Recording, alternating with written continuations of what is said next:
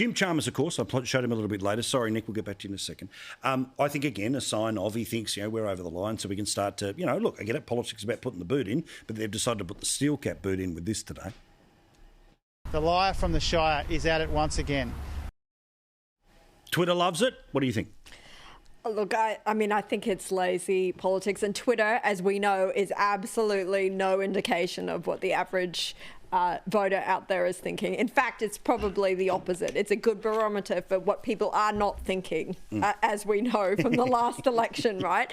But look, I would hope that most voters are intelligent, and I think that they are. Most Australians are intelligent enough not to base a vote for a party on the idea that they are not Scott Morrison and that they are not going to have his policy on emissions. They should want to know, and I think people do, what it's going to cost them, how it's going to affect their hip pocket, and if the opposition is going to play games with them and say, we're not going to be transparent and tell you what our actual policy is until after you give us the keys, well, don't give them the keys. Yeah. Nicholas, what do you think of Liar from the Shire? Were you punching the air today going, he said it?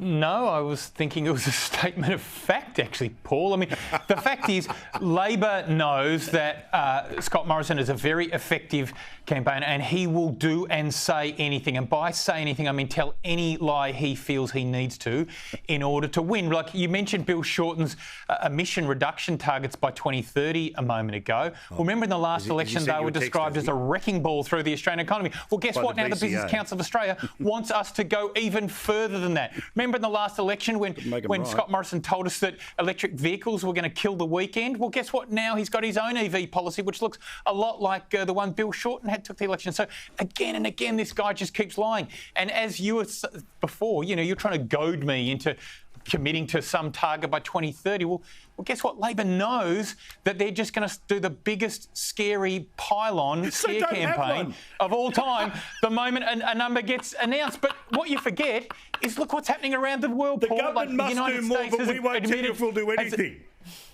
The USA has agreed to a 50% cut in emissions. The United Kingdom, led by a Conservative government, has gone to 70% by 2030. The US hasn't passed that through the Parliament. No, Joe Biden is committed to 50% cut in emissions by 2030. He has to pass it through Congress, UK's going for 70%.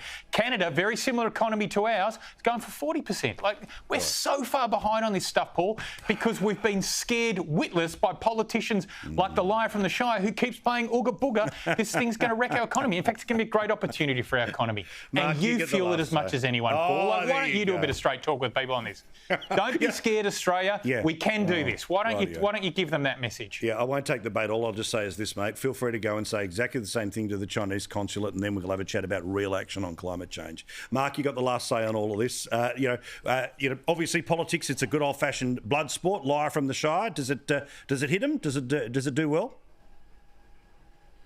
Well, I don't know. I just listened to Nick there, all that verbiage and psychobabble. I don't know exactly what it means, other than you naturally in politics you don't like your opponent and you can throw names at them, but what's he lied about? Look, I think there are many deficiencies in the Morrison government. I don't like what they're saying about Taiwan. I don't like the pretense of a technological solution that'll never arrive on climate change. But what's he lied about? I don't see how he's been a big breaker of promises or he's been caught red-handed misleading the Parliament. So it's one of those, sort of student union type things to say liar from the Shire. It rhymes, whoopee-doo-dah, but I'm not too sure it resonates in Middle Australia.